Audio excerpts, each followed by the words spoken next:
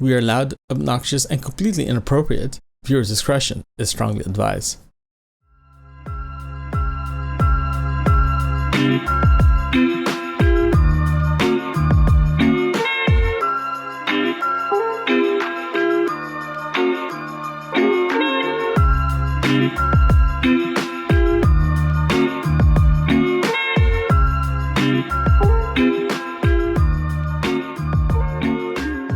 Hello everyone and welcome to another episode of Camping with Lenny. So today I want to talk about lessons learned from our last camping trip. The reason why I'm doing another lessons learned is I decided that every camping trip that I go to, I should do a lessons learned. So you learn from my mistakes and you learn tricks from the stuff that I learned throughout the trip itself. So let's go straight into this. So let's talk about the park itself. Park Burwell is at it's just about 2.5 hours to 3 hours west of Toronto. To get there, it's to get there, it's actually pretty simple. It's literally the 401, then you zigzag your way down south to Port Burwell itself. The Provincial Park is just minutes away from from Lake Ontario, so it's actually a pretty nice location. The park itself feels brand new, so it's everything feels newer compared to other parks out there. The site location that I got was perfect, to be honest with you. It's not perfect, but it's perfect enough that if you're solo camping, it's pretty secluded. It's you have your own practically a driveway going into your campsite. The ground itself is a mixture of grass and compact sand and ground. In other words, it's like a very hard mud, but if it rains, it doesn't puddle up like a mud, so it's pretty nice. The driveway going into it, half of it is rock or concrete pad, so it's easy to walk around as well. The park itself is pretty interesting because what I mentioned earlier, it feels brand new. So like I mentioned in my last episode for the park itself during camping, when you walk into that place, I was very shocked that everything was labeled. I didn't. I typically grabbed a map of the park so I know where to go. But this time, not this time, I forgot to ask one, but everything was labeled. So it's like when you're driving in a highway and all the labels for your exits are actually glows in the dark. In this case, it does glow in the dark when it glows.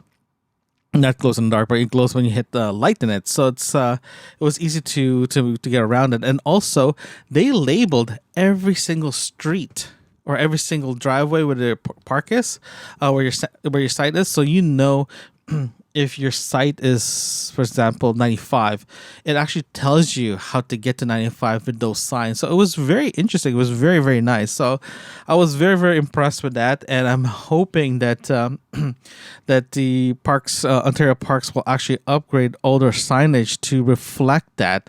So that was very nice, and it was easy to go around. I was very, very happy that I can go around pretty easily without any issues.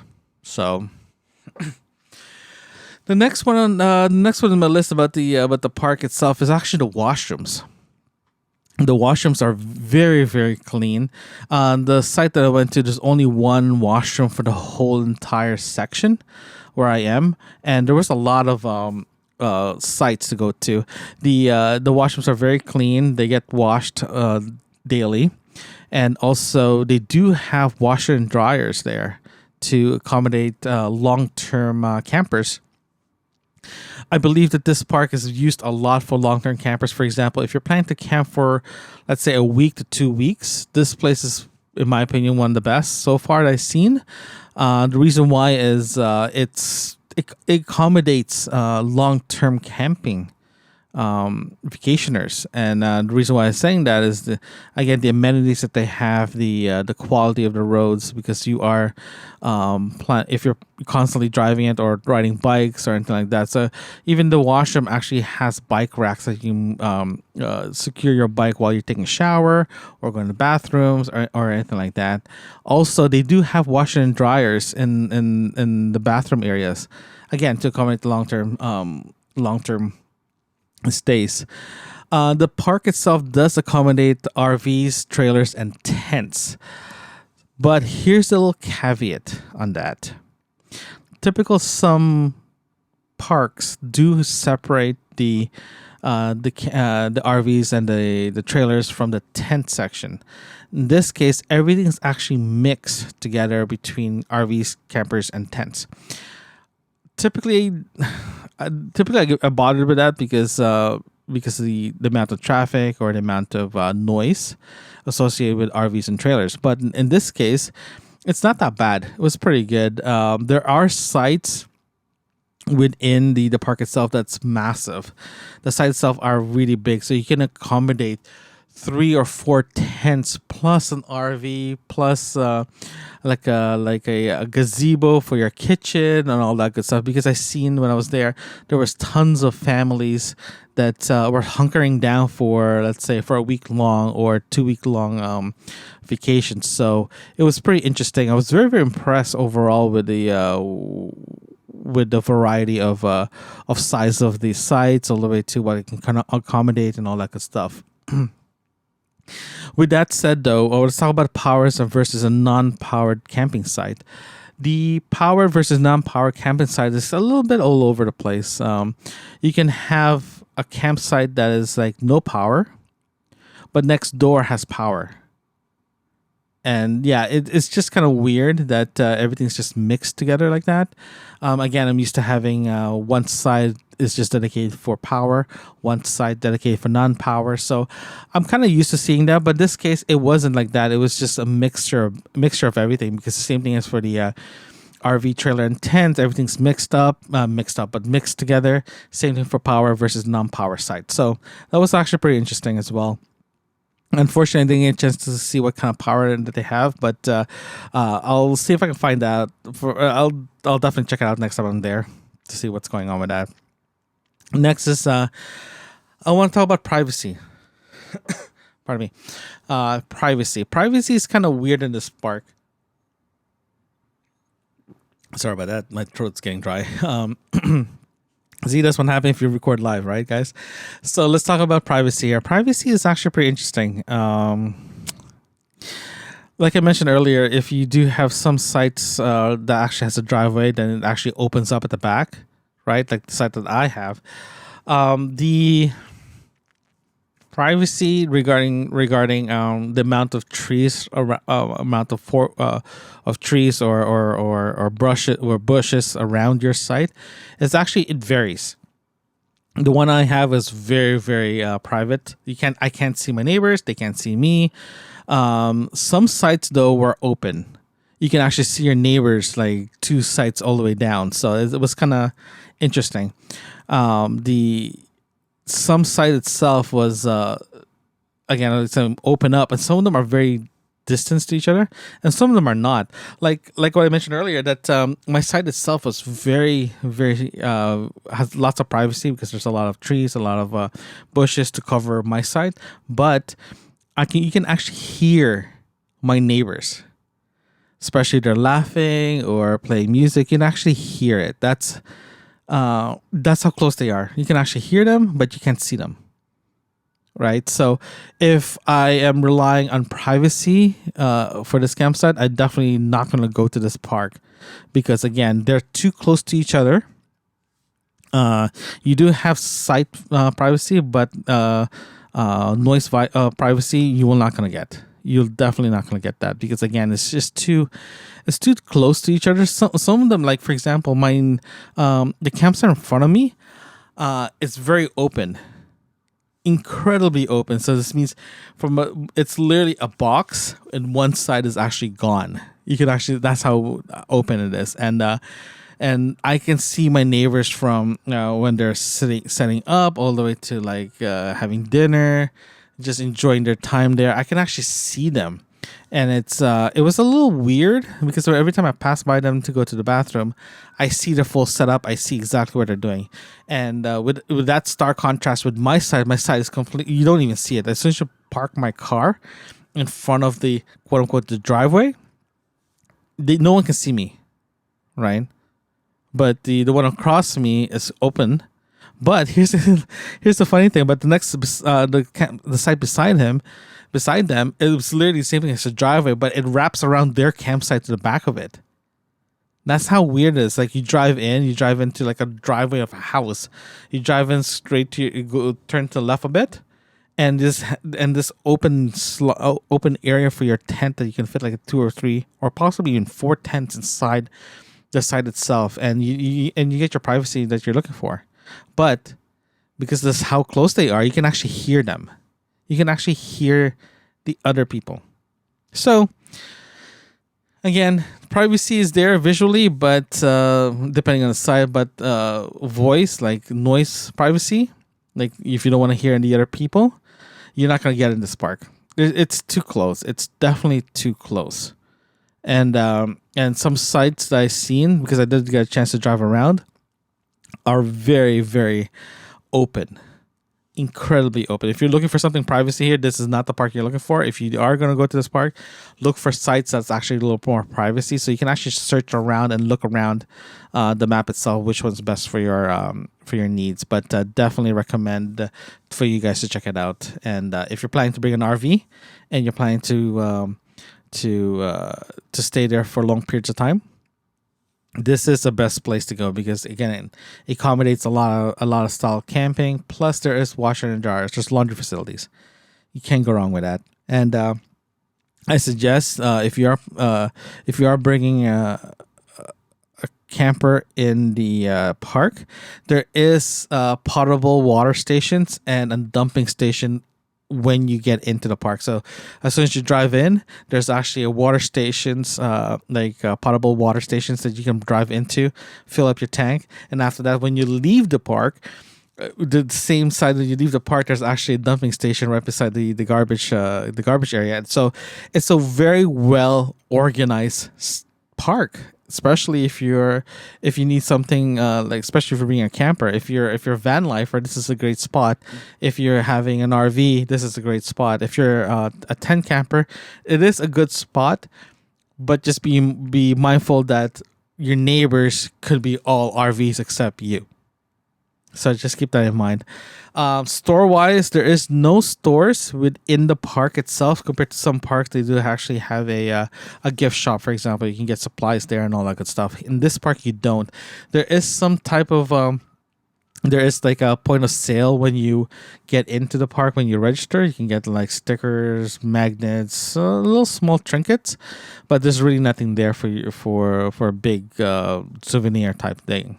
But what I suggest though, if you are planning to buy wood there before you guys go into your site, buy it. Drive to where the shed is, where the wood pile is, and just park your car on the side, grab it really fast, put it in, and get out. The reason why I'm saying that, there's really no parking area for you to grab your wood. Some people I've seen was when I was there, is walking to the shed, grab the pile, and walk back to the parking lot where you register. And so it's a fair distance. So if you're gonna do that, then I definitely recommend you to drive your car to the wood shed, then grab your wood, then drive to your site. You can if you're planning to be there as well too, just be careful. It is pretty. You have to be careful with your fire. The site that I have, the fire pit was incredibly close to the bushes. So I was very very cautious about how big the flames are. So just keep that in mind, especially if you're planning to do some fire. The fire pit is very, very close to the bush. Okay, so here's the fun part I want to talk to you guys about. Oh, pardon me. Is the food menu. The food menu I have for this trip is very interesting. So the first, it's because I was there for 3 days, 2 nights. So my food menu is very elaborate in the sense that the quality was elaborate, the style that I was eating was elaborate, and the in the meals that I have. So the first night I was there was dinner time. I had a bacon wrapped filet mignon. That was a very good meal, incredibly good meal, and I was planning to have vegetables like peppers and onions for that one, but and potatoes. Unfortunately, I forgot my vegetables for the trip, so I had to improvise. So I know I had rice in the car for some meals, so I ended up bringing extra, so that's a good thing. So I ended up having filet mignon with rice because of, well, again, it's that's the only compliment that I have that night. So I had that for dinner. For beer wise, I had Stella for beers that weekend. So it's a nice different. It's a different beer. So that's my first night. The second day that I was there, breakfast wise, I had bacon and rice. Reason why I don't have eggs that day, because I forgot all my eggs at home. Like, I literally forgot my eggs. So I forgot that. So I just, like, you know what? I have, again, rice as my backup. So I just had rice with bacon. I do have I do have scones with me. But I only have enough for one day, so I had to ration it for the breakfast for the following day. That was supposed to be my breakfast on Sunday, but I'll get that. I'll get that soon. I'll get to the Sunday breakfast soon. So that was my breakfast. For lunch, I ended up having a burger because I bought Angus burgers. I had burgers for lunch, so nothing fancy. For dinner, I had pork belly. Yes, pork belly. Pork belly is great on a fire. You just pop it on your barbecue, a little salt and pepper. You're good to go. In this case, I got the pre-marinated one, and my goodness, it is incredibly sweet. The marinade that I had in the pork belly was too sweet for my liking, so it was not my favorite. It was definitely not my favorite, so I was a little disappointed in that one too. And my compliment for for dinner that night, again, because I don't have my vegetables, I forgot with me, I had rice again.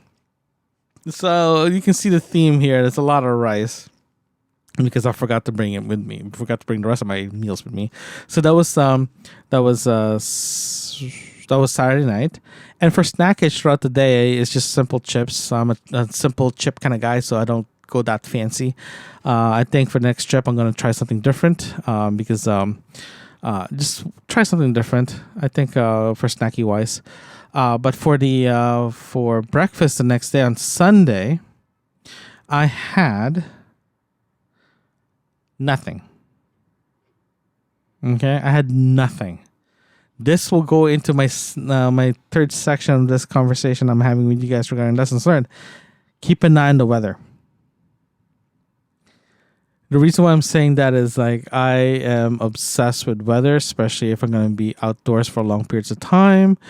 I got this obsession because when I was riding motorcycles, I usually check my weather report before I leave, day before I leave, or during the day itself. So I'm going to make sure that I dress appropriately or be prepared for all types of weather. So I was checking weather Friday during the day on Saturday. Then I noticed that it's supposed to rain Sunday. Sunday. It was far enough that the rain's supposed to start Sunday afternoon, so it was fine. So I was planning to have a good breakfast. I was thinking about having noodles for breakfast. Yeah, instant noodles for breakfast with bacon. That was my thing because, again, and the scones that I had, and just to fill up, because I was packing that day, I was planning to carb up before I head out, right? But unfortunately, it's I noticed it was raining, so I was ready to go. I was preparing for the next day, and by the time I went to bed on Saturday night, Here's the kicker: the rain changed to Sunday morning. That was around 8 p.m. Saturday night that I found that it was going to rain Sunday morning. So I was thinking, again, this is all about thinking, trying to figure out what to do. I was thinking about, you know what? If it's going to rain, it's going to rain. I can't do anything about it. Let's just suck it up and just go for it. So my plan was to put a tarp up Saturday night so I can actually pack my tent properly without worrying about the rain. So I knew from the weather report the rain's supposed to be coming at 10 o'clock, 10 a.m. So I was like, okay, cool. I'm just going to wait. And that's it. I'm just going to wait. And let's just say that plan did not go well. By the time I knew it was coming at 9, so I decided to pack all my gear Saturday night. So this means packing up the stove, packing up the shelter, packing up all my chairs, just packing everything. So by the time I went to bed Saturday night, everything was in the car ready to go. The only thing that left I have to finish off packing is the tent.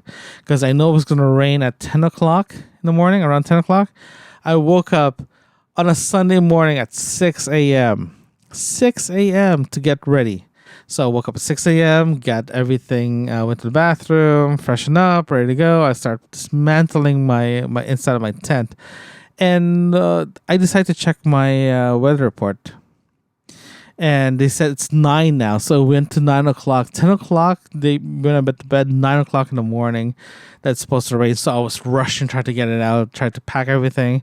So I got out from the park itself around 8:30 in the morning. And the weather was like cloudy. It was getting windy. It was getting ready for a good rain dump. And you know what? I'm ready to go. I don't need to pack anything. I'll just grab breakfast on my way home. That was my deal. I didn't have coffee that morning. I didn't have breakfast. I have nothing because I packed everything in the car, right? So I drove out. I decided to drive around the park itself, the campground itself, because I want to see what the other sites looks like, so I can make a note for the next time I go back there, right? So I drove around. I got to the exit and all that stuff. So I know the park itself has a beach area, and there was another beach that's run by the city or the town in downtown area. So I drove to the downtown area. It was a beautiful beach. It was beautiful. It was white sand beach. Everything was like very maintained. I know you don't have to pay for anything, but it's very, very beautiful. Like, I'm definitely going to go back just for the beach alone. That's how nice it is. So I drove around there. So I left town just after 10 o'clock, and I knew it was going to rain because I could see the clouds. So I was driving, and I noticed that the rain did not arrive. I literally got out of town around just after 10. I was driving back, trying to get back to the highway, and no rain. Zero rain. The sun came out. Like, the sun came out, and the temperature went up, and zero rain came in. Zero rain. How frustrating is that? I rushed out from the campsite. I packed everything the night before, and the rain did not arrive. And I was planning to take my time to get back to Toronto because I want to go to the beach. I want to go check it out. I want to relax for a bit before I head back, right? You know, your typical day and typical camp day. And to be honest with you, I was very, very disappointed because of the rain. I was incredibly, incredibly disappointed. Reason why I was incredibly disappointed because, again, I was hoping to have a good breakfast in the morning. I was planning to take my time packing and heading out. Because of the rain forecast that provided me by Environment Canada or the Weather Network, it did not arrive. So I spent a good about an hour, less than an hour, to pack all my stuff that night. Waking up incredibly early because it's supposed to rain, it did not rain. So I was very disappointed about that. I was incredibly disappointed. And I was hoping, again, to stay a little longer. So for me, for my lessons learned for the next weather, is I'm actually going to bring my GPS, my Garmin GPS with me, because it actually has a barometric meter in it, so I can know if there's a pressure coming in, so a better pressure, so I know if it's raining or not. I'm actually also considering buying a portable or a small weather station. The reason why I'm looking at that, getting one of those, is like I mentioned before, my tent has a tendency to keep warmth in, so my temperature inside my tent versus what's actually outside the tent is actually just a good temperature difference. So it would be nice to know what's inside my tent versus what's outside. So I can get one from Canadian Tire pretty reasonable. So I'm looking at that for my next camping trip. So I can actually gauge if there's actually a storm coming. But so that was the biggest issue that I had. And the last issue that I had on this trip is my equipment, my podcasting equipment. So typically I use a portable recorder to record everything happening in the campsite, what I'm doing and all that good stuff. So, but unfortunately, not unfortunately, but in this trip, I decided to experiment with a GoPro because I want to see if I can do a visual podcast, like a video podcast instead of like an audio podcast, to see the setup and all that good stuff. So I was 100% relying on my GoPro. And unfortunately, I was getting a lot of overheating issues with my camera, with my GoPro. So, so halfway Saturday morning or Saturday afternoon, my GoPro just literally overheated, and it just turned off. It took a while to shut off, to cool down. So I ended up switching back into the regular audio recording, but unfortunately I decided to use the wireless lavalier that I have for the recorder, and unfortunately, if you guys don't know what RF interference is, I started getting RF interference. If you guys don't know what it is, it's just pretend your cell phone, remember your cell phone's RF, it's like radio frequency. If you put that into, let's say, into a speaker or anything like that, you start hearing that, like, it's almost like a static, a digital static. That's called RF interference. I was getting that on my recorder when I was using it. So all the recording that I did were gone, like non-usable recording. So I was a little disappointed with that one. So I was like disappointed. I went home, re-record my final thoughts of the camping trip. So this camping trip was great, but at the same time, technology failed me. The weather failed me. I forgot my food at home, and on top of that, I forgot my coffee mug at home as well. So I had to buy a new coffee mug just dedicated for camping. Now I got it for like $1.50 or something cheap, but it's good enough for camping. So I was very disappointed on all that. And on top of that too, there's a third thing I was very disappointed on, is my coffee. I was using the 3-in-1 coffee mix from that you can get. That's the instant one, and to be honest with you, I can't do it. I was like telling myself this is instant, so I was very disappointed. So the next camping trip, I am definitely bringing in my drip coffee. I know it's not roughing it, but like I always tell people, that what's the point of roughing it if you're going to be miserable? So might as well bring all the creature comfort at home when you're camping. If it's little tiny things like that, like a drip coffee, don't let people judge you. Just have your drip coffee. At least you'll be a lot happier. That's all I can say. So I'm planning to bring my drip coffee for my next camping trip because I want good coffee. And I had a filet mignon. Don't judge me because it was good dinner. So I'm just saying that I'm very I need some type of creature comfort when I go camping. So I'm planning to bring my drip coffee for next time and expand my meals with me so I can live in luxury while camping, right? I also want to give you guys as well let you guys know as well too that if you are planning to go camping for the first time, okay, this is a serious note. If you're planning to go camping for the first time, don't think that you have to rough it. Especially if you're going to a provincial campsite or a private campsite, there's amenities there. It does not mean that you have to rough it, right? You can eat whatever you want. You can eat big breakfast, little breakfast. If you want freeze dry food, you're welcome to. If you want to bring steaks to your campsite, you're welcome to. If you want popcorn, have popcorn. There's a lot of people out there right now are camping because they just want to be part. They just want to escape, but at the same time, they don't want to leave their creature comforts at home. For me, I camp because I want to camp, because I love camping. But at the same time, I am accustomed to certain things that I don't want to leave home without. And that includes good coffee and good food.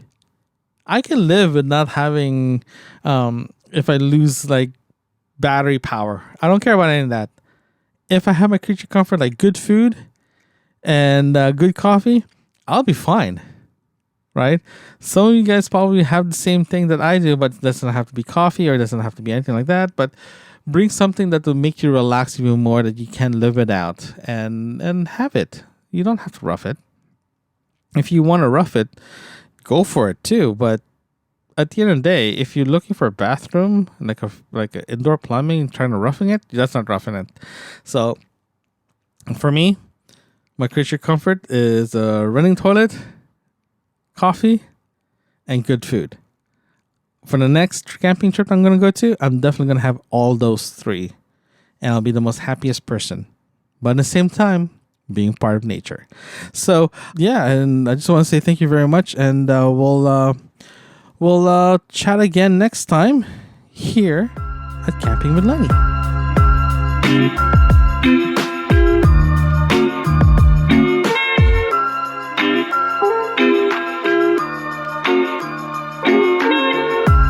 Thank you.